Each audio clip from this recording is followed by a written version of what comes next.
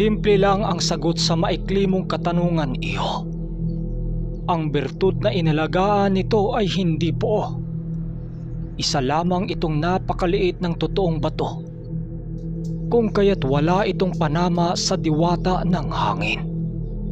Kung nagkakatotoo ang mismong bertud nitong hawak-hawak, ay masisigurado kong maging tayo ay walang kalaban-laban sa angkan ni Ignacio. Kahit ako man, iho, ay labis na mahirapan at maari pang ito'y ikakamatay sa paglaban natin dito. Si Abaddon ang minsang nangangalaga ng bertud sa serpente ay siya ang nagpatunay na hindi ito pangkaraniwang gamit. Kapag mapasakamay ito ng mga panganib na nilalang, ay si Castancio lamang ang ating magiging alas. Kapag mangyayari yon, siya lang ang may kakayanang mabawi ang bato ng serpenting ahas. Paliwanag ng ermitanyo. Dagdag pa nito na kahit pinagsamang lakas ni Barangao at ang hari ng hangin, ay maari pa ring magabi kapag marami ng maitim na mga engkanto ang sasapi sa bertud. Higit kasing mapanganib ang bertud na yon sa mga nilalang na may hindi ordinaryong abilidad. Gawa ng kaya nitong lumaso ng isipan ng kahit na anong likha na nakatira sa iba't ibang dimensyon. Kung nanaisin ng tagapaggalaga ng batong yon, kaya nitong utusan ang kahit na anong engkanto, mapadiwata man o laman lupa. Pero huwag kang mababahala, iho, dahil nasa mabuting kamay ang totoong bertud ng serpente at puting ahas ang totoong nakabantay rito. Kasalukuyan itong nakalagak sa baryo ng mga babaylan na nakatira sa mundo ng mga engkanto. Alam mo, iho, minsan akong nakarating sa lugar na yon. Marami akong nakilalang nilalang doon, at ang ilan sa mga ito ay labis nang napapalapit sa akin. Matapos marating ni Macario ang mundo ng mga engkanto, ay nadapo rin ako doon. Makalipas ang 3 buwan, doon ko nakilala si Liwayway na gabay ni Macario. Marami itong kwento sa akin na labis kong ikinamangha sa pinuno pa ni Castancio. Magmula nang malaman ko ang mga gawain ni Macario, halos napakataas na ng tingin ko sa kanya. Wika ni Manong Duming. Nang marinig nila ang gusto nilang malaman, hindi naman siya nag-alala tungkol sa gamit na kung tawagin ay Virtudis de Siripin. Manong, ang diwata ng hangin, bakit nagawa nitong magpakita sa atin? Ang akala ko kasi, kapag naiguhit ko ang simbolo ng diwata ng hangin, ay tuluyan ng lalamunin ng apoy ang matandang hukluban. Dagdag na tanong ni Noli. Hindi yan ganun, iho. Alam mo kasi, ang pagtawag sa diwata ng kalikasan ay kailangan mong paghirapan. Paghirapan mong malaman ang simbolong humulma sa kapangyarihan at kaanyuan. Hindi paghirap sa pisikal na anyo ang kinikailangan, bagkus ay isa sa espiritual na aspeto. Kailangan mong maglalakbay sa iba't ibang dimensyon para lamang matuklasan ang mga simbolong iyong kailangan sa pagtawag ng mga iba't ibang uri ng diwata. Ang ibinigay na simbolong si diwatang si Barangao ay ang simbolong iyong kinakailangan upang mabigyan ka ng diwata ng hangin sa iyong kahilingan. Pagkakatandaan mo ang simbolong iyon, iyo, dahil walang makapagsabi kung saan o kailan mo ito labis na kailangan. Paliwanag ng ermitanyo. Dagdag pa nito na may mga diwatang hindi natutuklasan sa mundo dahil wala pang nakakaalam kung anong simbolo ang kailanganin upang matawag ang mga ito. Ang mga diwata kasing sobrang dalang magpakita sa mga tao. Nakalimutan na ang mga tao sa sobrang tagal ng panahon. Ang iilan sa mga ito ay nangangalaga sa bawat nilalang na nagkukunikta sa bawat wisyo ng tao, lalo na sa buong mahiwagang mundo. Ang mga sinaunang taong naging gabay ng diwatang yon ay mulat na mulat sa katotohanan, kung kaya't ay nagawa nilang maglikha at mag-iwan ng mga mutya at mahiwagang sandata nang siyang ginagamit ngayong pangkasalukuyang panahon. Meron ngang mga tari sa manok na galing sa sandata ng mga mandirigmang antingero na madalang lang na iyong makita. May kaakibat kasing kapangyarihan ang mga sandata noong unang panahon dahil may mga basbas ito ng mga bathala. Sinasabi ko sa iyo, Nule, marami pang kakaibang bagay na hindi natin alam sa mundong ating ginagalawan. Kung inaakala ng ibang tao na alam na nila ang ibang lihim ng mundong ito, ay nagkakamali sila. Sa tinagal-tagal kong namuhay sa mundong ibabaw, marami na akong nakasalamuhang tao. Ang ilan sa mga ito ay nakatuon sa mga material na bagay at nakalimutan na ang kanilang pisikal na anyo at aspito. Nakalimutan na nila ang misyon nila sa mundo at yun ang pagtalikod sa Amang Dakila. Kahit anong yaman mo dito sa mundo, iho, kung maghirap naman ang iyong kaluluwa ay wala itong kwenta. Mas piliin kong kumain ng lupa at maghirap dito sa mundo upang mapagyaman ko lamang ang aking kaluluwa. Lahat na material na bagay ay kaya kong isakripisyo para sa Amang Dakila. Maraming tao ang nabubulag, iho, nang siyang labis kong ikinalungkot. Hindi nila alam ang pagdurusa nilang kakaharapin sa paglakbay nila sa kabilang buhay. Wika pa ng ermitanyo. Habang nakikinig noon sila, Nuli, wala silang masabi sa lahat na isinalaysay nito. Alam niyang ang lahat nitong sinasabi ay totoo at walang kasinungalingan. Sa pagpatuloy ng kanilang pag-uusap, napakaraming bagay ang nalaman ni Nuli. Halos sa bawat pag-usap nila ni Manong Duming, meron itong bagong kwento na inilahad sa kanya. Doon din isinalaysay ni Manong Duming tungkol sa yaman ng ating mga ninuno at sa yaman ng kanilang tinatamasa noon. Noong hindi pa tayo nasakop ng mga dayuhan, may namamagitan noong digmaan sa pagitan ng tribong Tawid Dagat at pagitan laban sa ating kaninunuan.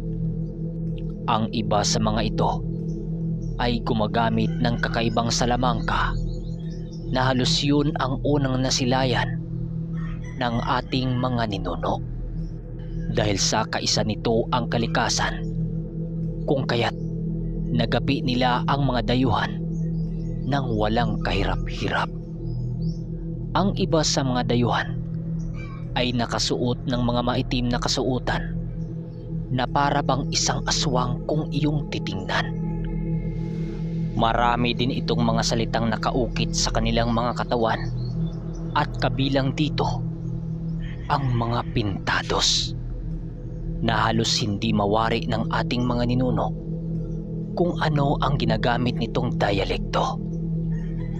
Dagdag pa ng ermitanyo, sa panahong hindi pa tayo sinakop ng mga dayuhan, ay merong lingwaheng ipinamana ang mga engkanto sa ating mga ninuno. Ang lingwaheng yon ay kilala ngayon sa pangkasalukuyan bilang alipata o baybayin. Yun din ang pangunahing pagbigkas ng mga usal nang siyang ginagamit nila sa kahit na anong kumbate. Pero sa paglipas ng panahon, nabigo ang ating mga ninunong ipasa sa susunod na henerasyon ang kanilang karunungan. Hanggang sa pagdating ng mga dayuhan ay walang nagawa ang ilan sa mga antingero kundi gumamit ng mga Latin o sakristong paglaban. Magmula noon, yun na ang tinangkilik ng mga kasalukuyang mga tao na merong lihim na aral. Alam nyo mga kasama, nais kong ibalik ang mga nawalang aral ng ating mga ninuno. Labis ko itong kinahinayangan dahil yon ang naging daan at sa atin ng mga diwata na muling magkaroon ng ugnayan. Kapag hindi natin muling nahanap ang karunungang yon, ay hindi magtatagal. Mawawala na ang ating mga kaalaman tungkol sa mga diwatang minsang kaisa ng ating mga ninuno. Dagdag pa ng ermitanyo. Habang patuloy na nag-uusap sila Noli, halos wala silang maisasagot sa mga kwento ng ermitanyo. Alam niyang lahat ng mga yon ay totoo, pero hindi niya mawari kung paano ito papaniwalaan. Gawa ng niminsan sa buong buhay niya, hindi pa niya ito nasilayan. Tanging istorya lamang ang kanyang narinig sa ermitanyo, kung kaya't hindi niya alam kung paano niya patutunayan ang mga sinabi nito kung dumating sa puntong ibabahagi niya ito sa mga maging anak niya at mga apo, kung papala rin na magkaroon siya ng pamilya sa paglipas ng panahon. Sa pagdating ng umaga, halos hindi nagawa ng mga kasama niya ang mananghalian. Medyo napasarap kasi ang kanilang usapin habang tumatagal sila sa kubo. Sila Mang Carpio at ng mga kasama nito, piniling patapusin na sila sa kanilang kwentuhan bago sila maghain ng pananghalian. Nang lumabas na sila sa kubo, agaran din namang naghanda ng mga pagkain ang kanilang mga kasama.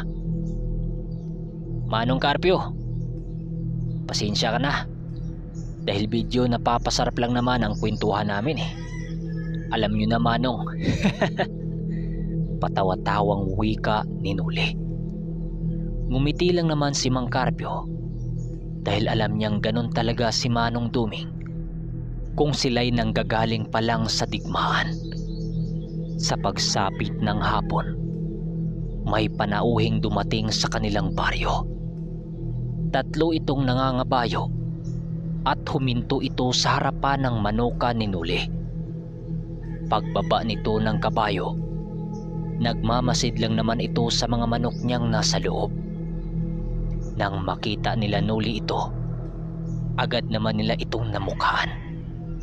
Kung kaya't paglapit niya dito, nagkangitian lang naman ang magkakaibigan. Buddy, kumusta ka na? Bungat na wika sa kanya. Oh, buddy, okay lang naman. Di kita kagad nakilala. Medyo nagpahaba ka kasi ng buhok mo. Di ko akalaing ang anak ng doktor ay ganun na pala ang itsura ngayon. Sagot naman ni Noli habang pahapyaw na nagpipiro. Teka, ano bang nangyari? Di na kayo nagpapakita sa bayan ah. Halos mag-isang taon na. Nang mawala kayo dito sa inyong baryo, di nyo ba alam na nagpabalik-balik kami rito? Sabi ng ama mo, medyo matatagalan pa kayo sa pagbabalik. Kaya simula nun, di mo na kami pumunta rito dahil baka gaya nung una, di pa rin namin kayo makikita dito. Nalulungkot namang wika ng kaibigan niya. Nang marinig ito ni Noli, inakbayan lang naman niya ang kaibigan niya at dinala sa kubo kung nasaan sila Manong Duming. Pagdating nila sa kubo, napuno naman ang pag-uusap ng kanilang grupo sa pagdating nila Omar. Kitang-kita pa rin sa pagmumukha nito ang labis na saya nang muli nitong masilayan ang ermitanyo. Humingi lang naman ng pasensya sila Noli dito dahil sa tagal nilang pagkawala sa baryo. Kaya pala napasugod ito sa kanilang lugar nang mabalitaan nito ang tungkol sa kuro-kuro ng pagbalik umano ng mabagsik na sabongero sa bayan nila Noli, at tungkol ito sa kanyang pagdating. At ang ilan sa kanilang mga karanasan sa bundok ay kanilang ikwinento kay Omar upang kahit papano ay maintindihan nito ang mga bagay-bagay. Walang problema sa inyo, Manong Duming. Ang usapan lang naman ho makabalik kayo rito sa baryo ng ligtas. Di ko alam na ganun pala ang inyong sitwasyon nung kasalukuyan kayong naglalakbay. Pero narito ho ako, Noli, para anyayaan kayo sa fistahan bukas sa aming lugar. Gaya nung dati, maraming mga bagay dong labis nyong ikakaaliw. At meron ding pasabong sa lugar. Kung gusto mo, magdala ka ng mga tandang mo. Paglahad sa kanila ni Omar. Nang marinig ito nila Noli, maigi naman nilang pinag-isipan ang kanilang pagpapasya. Dahil sa wala naman silang gagawin kinabukasan, kaya't napagpasyahan nilang sumama sa lugar ni Omar. Dahil sa alam ni Noling may magaganap na pasabong sa lugar, kung kaya't hindi na siya nagdadalawang isip na magdala ng mga manok. May dala namang mga manok si Danilo noon, pero hindi ito katulad sa mga tandang ni Noli na galing kay Omar. Hindi kasi ito mahilig sa magagandang manok, at ang hilig lang talaga nito ay ang galawan ng isang tandang na talagang pumapatay. Manghang-mangha nga si Omar sa taong ito, dahil kahit hindi naman kagandahan ang mga manok nitong inilaban, nakapagtatakang palagi itong nananalo sa sabong.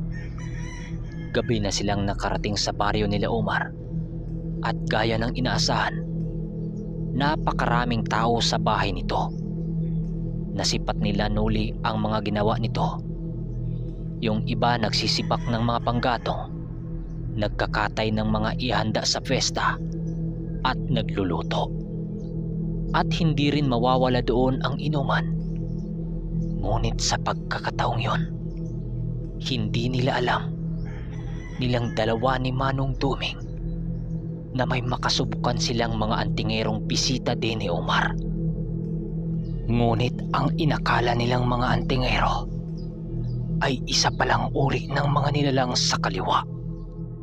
Sa pagdating nila sa pinto ng bakuran, kaagad naman silang pinagbuksan ng mga tao sa loob. Pasok na tayo sa loob. Iwan nyo na ang mga kabayo rito, buddy. Ang mga tauhan ko na ang bahala dyan. Tugon ni Omar kay Noli.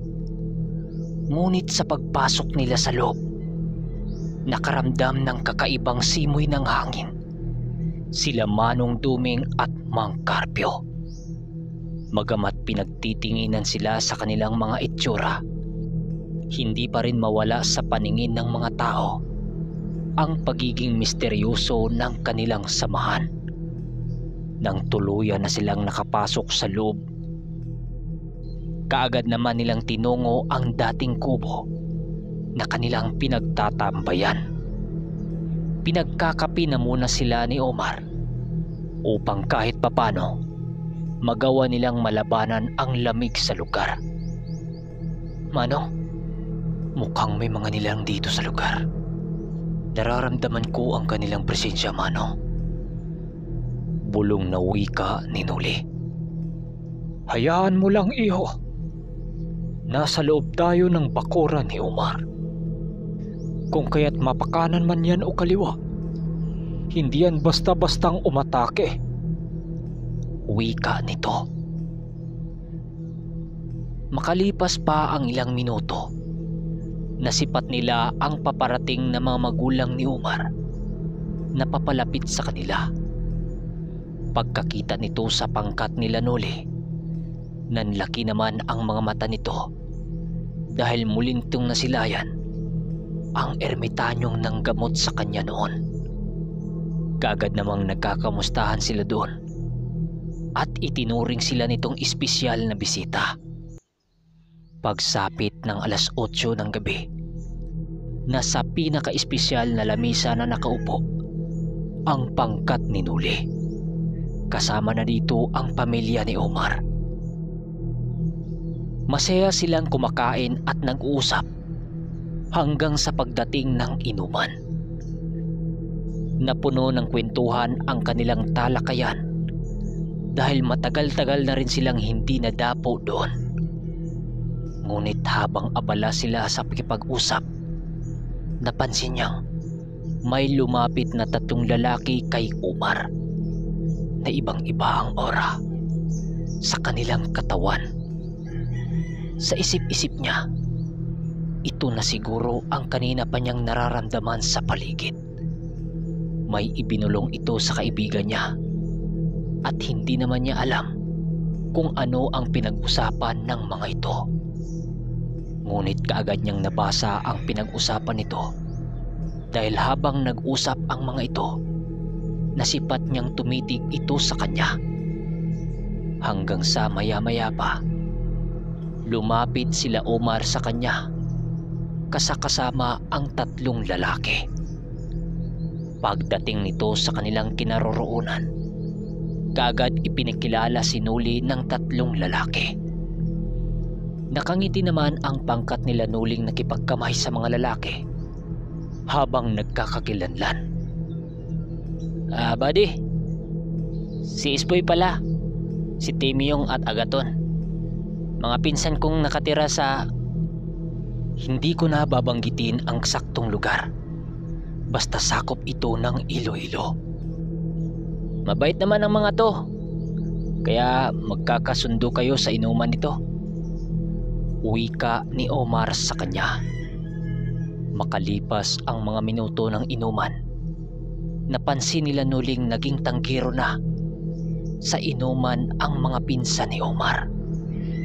Hinayaan lang naman ito nila Noli dahil pinsan niya si Omar, di ba? Ngunit walang kamalay-malay noon ang ibang kainuman nila Noli kung ano ang kayang gawin ng mga pinsan ni Omar. Sa pag-ikot ng alak ay hindi nila alam ang ginawa ng pinsan niya. Patuloy lang yung naging tanggero na para bang hindi nalalasing. Kahit nakailang buti na sila ng alak, si Manong Duming noon sumisinyas na rin sa mga bataan ni Danilo na umatras na dahil halos bagsak na dahil sa tama ng alak. Timyong, hindi kaya ata uminom ah. Itong iba nating kasama bagsak na. Ikaw, nakatagay pa. Pabirong wika ni Omar. Dahil alam ni Nuling may gagawing hindi maganda ang mga ito, kaya't naglalasing-lasingan na rin si Nuli. Oo nga pinsan, baka dinaya mo na kami dyan. Dagdag pa ni Agaton na pinsan pa ni Omar. Hindi naman po. Huwag kayong mag-alala.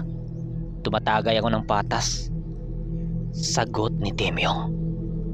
Matapos nilang makapag-usap, ay pinatuloy na nila ang paksang kanilang tinatalakay. Kwento pa sa pinsan ni Omar na si Agaton ang tungkol sa mahiwagang matandang sabungero na bigla-bigla na lang sumulpot.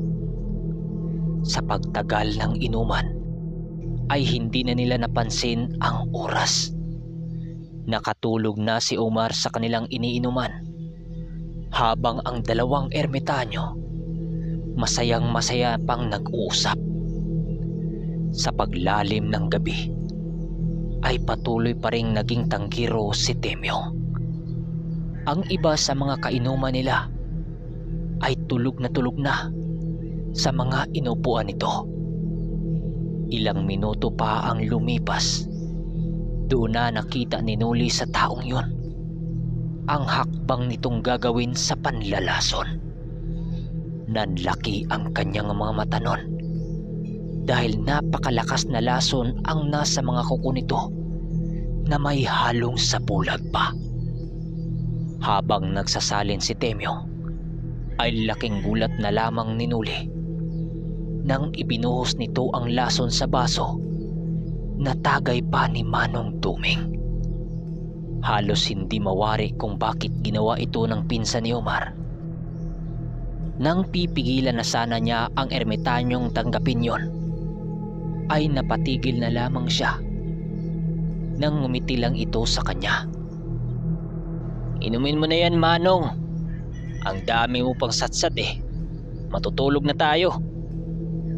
Wika pa ng nagngangalang Temyo na para bang wala itong modo. Saglit lang. Iinumin ko lang tong inilagay mo sa baso. Malakas ba tong lasong inilagay mo? Baka mamaya hindi ka na magigising sa pagtutulog mo mamaya.